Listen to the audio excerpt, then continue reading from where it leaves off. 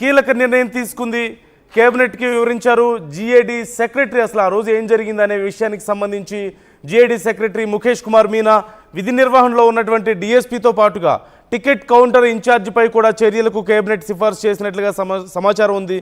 సమయానికి విధులకు హాజరు కాలేదు అంటూ డిఎస్పీ మీద కంప్లైంట్ ఉన్నట్లుగా తెలుస్తుంది. కంపార్ట్మెంట్లు ఏర్పాటు చేయకుండా అందరినీ ఒకే చోట ఉంచడంతో ఈ తొక్కిసలాట జరిగింది అనేది ప్రాథమికంగా అంచనా వేస్తున్నారు. డిఎస్పీ రమణ కుమార్ అలాగే గోశాల సంరక్షణ అధికారి హరినాథ్ రెడ్డిలపై క్రిమినల్ చర్యలు తీసుకోవాలంటూ నిర్ణయించారు. అప్పటి జేఈఓ గౌతమ్పై కూడా చర్యలు పరిశీలించాలంటూ జీఏడీకి కేబినెట్ సూచించినట్లుగా తెలుస్తుంది. మనందరికీ తెలిసిన విషయమే. సహజంగా సంక్రాంతి సమయంలో, పండగల సమయంలో, వీకెండ్ సమయంలో తిరుమల శ్రీవారిని దర్శించుకోవడానికి భక్తులు భారీగా వస్తుంటారు. కేవలం 2 తెలుగు రాష్ట్రాలే కాదు, అటు తమిళనాడు నుంచి, కర్ణాటక నుంచి, అలాగే ఇటు ఉత్తరాది నుంచి కూడా చాలా భారీ ఎత్తున ప్రజలు వస్తుంటారు. విదేశాల నుంచి సైతం ఇలాంటి ప్రత్యేకమైనటువంటి సందర్భాల్లో ప్రజలు భారీగా తరలి వస్తుంటారు. భక్తులు లక్షల సంఖ్యలో వస్తుంటారు. ఈ నేపథ్యంలో జనవరిలో జరిగినటువంటి ఘటన చాలా దారుణమైనటువంటి పరిస్థితికి దారితీసింది. సంక్రాంతి సమయంలో వైకుంఠ ద్వార దర్శనం కోసం భారీ ఎత్తున భక్తులు ప్రతి సంవత్సరం తరలి వస్తుంటారు. ఈ నేపథ్యంలో సహజంగా ఈ బైరాగి పట్టెడ ప్రాంతంలోని రామానాయుడు పాఠశాల వద్ద ఉన్నటువంటి కౌంటర్ దగ్గర ప్రజలు తక్కువ మంది ఉంటారని, భక్తులు తక్కువగా ఉంటుంది కాబట్టి అక్కడ ఈజీగా టికెట్స్ దొరుకుతాయని ఒక ప్రచారం ఉంది. ఈ నేపథ్యంలో ఈజీగా దొరుకుతాయన్న ప్రచారంతో భారీగా అక్కడికి భక్తులు వెళ్ళారు. సహజంగా సాయంత్రం పూట ఇచ్చేటువంటి, రాత్రికి ఇచ్చేటువంటి టోకెన్ల కోసం ఉదయం 10 గంటల నుంచి అక్కడ వెయిట్ చేయడం మొదలుపెట్టారు. ఈ నేపథ్యంలో భారీగా అక్కడికి చేరుకున్నారు. ఆ తర్వాత ఇక ఏం చేయాలో అర్థం కాక భారీగా వచ్చేస్తున్నారు. ఎలా కంట్రోల్ చేయాలో తెలియక దగ్గరలో ఉన్నటువంటి పద్మావతి పార్కులోకి భక్తులందరినీ పంపించారు అక్కడ ఉన్నటువంటి అధికారులు. రాత్రి 8:20 క్యూ లైన్లోకి వదిలేరు. చాలామంది భక్తులు ఉదయం 10 గంటలకే అక్కడికి వచ్చారు. అంటే మనం చూడొచ్చు, సుమారుగా 10 గంటల నుంచి అక్కడ వెయిట్ చేస్తున్నారు చాలామంది. ఈ నేపథ్యంలో ఒక్కసారిగా అందరినీ వదిలేయడంతో లోపలికి, సహజంగా ఎక్కడైనా సరే తిరుమలలో ఏ క్యూ లైన్లో అయినా సరే బ్యారిగేట్లు ఏర్పాటు చేస్తారు. బ్యారిగేట్లు ఏర్పాటు చేసి క్యూ లైన్లో వెళ్ళేలా అది కూడా బ్యాచ్ వైజ్గా పంపిస్తూ ఉంటారు. ఒక్కొక్క బ్యాచ్కి 300 మంది, 500 మంది అలా పంపిస్తూ ఉంటారు.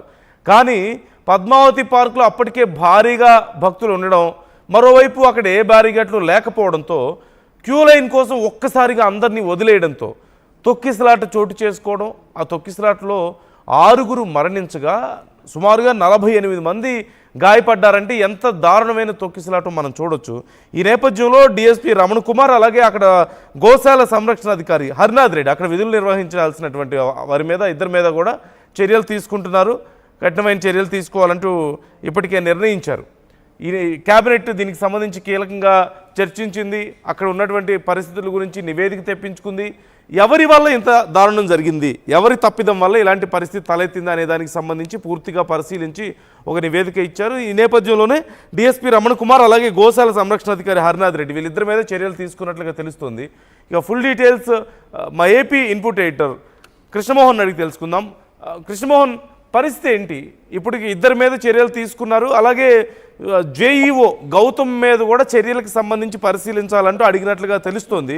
ఓవరాల్గా అసలు నివేదికలో ఏమేమి ఉన్నాయి, ఎక్కడ తప్పు జరిగింది అనే దానికి సంబంధించి ఎలాంటి డీటెయిల్స్ అక్కడ మెన్షన్ చేశారు? పర్టికులర్గా వీళ్ళిద్దరి మీద, డిఎస్పీ మీద అలాగే గోశాల సంరక్షణ అధికారి మీద ఏ బేసిస్ మీద చర్యలు తీసుకున్నారు? డీటెయిల్స్ ఏంటి?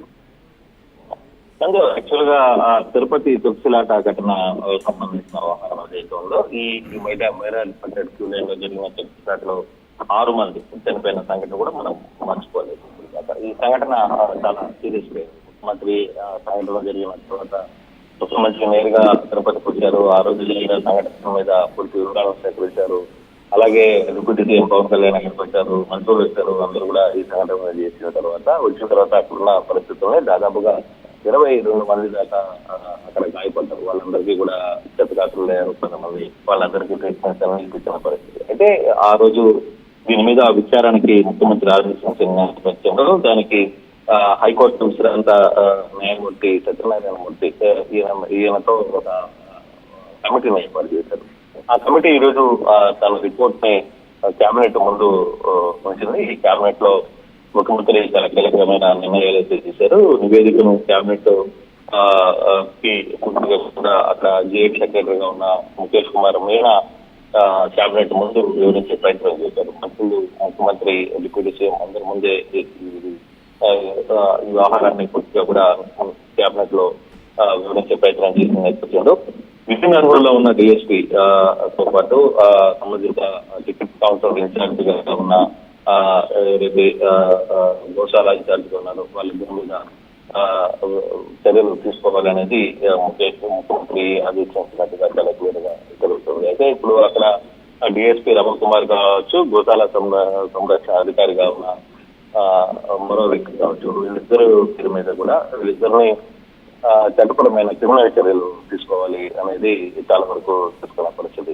మధ్యాహ్నం విధులు 2 గంటలకి యాక్చువల్ గా హాజరు కావాలి డిఎస్పీ కావచ్చు, డిఎస్పీ సాయంత్రం 7 గంటలకి హాజరయ్యారు. మధ్యాహ్నం 2 గంటలకి అక్కడ ఉండాల్సిన డిఎస్పీ సాయంత్రం 7 గంటలకి అప్పటికే కంపార్ట్మెంట్ లో ఇప్పటికీ కూడా జనాలు అక్కడికి వేల సంఖ్యలో చేరుకున్నారు అనేది.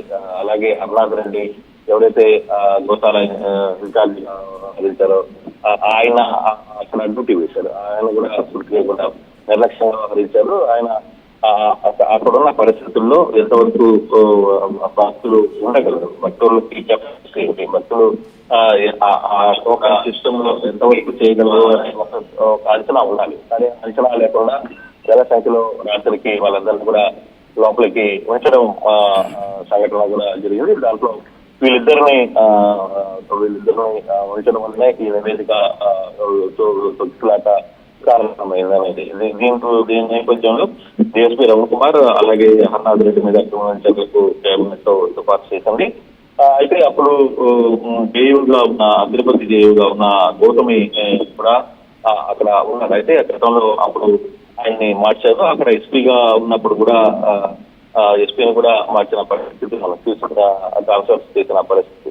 అయితే జేయూ మీద మాత్రం జేయూకి ఆమె మీద చర్యలు తీసుకోవాలా లేదా ఆమె రోడ్లు దాంట్లో పెద్దగా లేదు. పూర్తిగా కూడా డిఎస్పీ రమణ్ కుమార్ అలాగే హర్నాథ్ రెడ్డి మీదనే కొంత ఈ ఇష్యూ ఉంది. అయితే జేయూ గౌతమి మీద చర్యలు తీసుకోకూడదు అనే చర్చ కూడా కొంత నడుస్తుంది. అయితే దాన్ని జేడీ మీనా సెక్రటరీ ఉన్న మీనా కుమార్కే మీరే పరిశీలించాలని, ఆమె మీద చర్యలు తీసుకోవాలా అవసరం లేదా అనేది మీరు డిసైడ్ చేయండి అని చెప్పి కేబినెట్ తీర్మానించిన నేపథ్యంలో ఇచ్చిన అంటే తిరుపతిలో జరిగిన సంఘటన జరిగిన నేపథ్యం తర్వాత నివేదిక రావడం, ఆ నివేదికలో చాలా సీరియస్ గా రమణ కుమార్ సంబంధించి హర్నాథ్ రెడ్డి వీళ్ళిద్దరి మీద క్రిమినల్ చర్యలకి ఆదేశాలు ముఖ్యమంత్రి చేయడం, కేబినెట్ ఆదేశాలు చేయడం, అలాగే జేఈఓ గౌతమ్ విషయంలో జేడీకే వదిలిపెట్టారు. అది మీరు ఏ విధంగా చూస్తారు? దాన్ని ఆమె మీద మనం యాక్షన్ తీసుకోవాలా లేదా అనేది గట్టిగా మరోసారి పరిశీలించాలని కేబినెట్ కోరింది. సో దీన్ని బట్టి అర్థమవుతుందంటే కొంత ఏవో గౌతమ్కి కొంత ఫ్రీ హ్యాండ్ ఇచ్చినట్టుగానే అర్థమవుతుంది. ఈ కేసులో కొంత ఆమెని మీద చర్యలు ఉండకపోవచ్చు అనేది చాలా క్లియర్ గా అర్థమవుతుంది.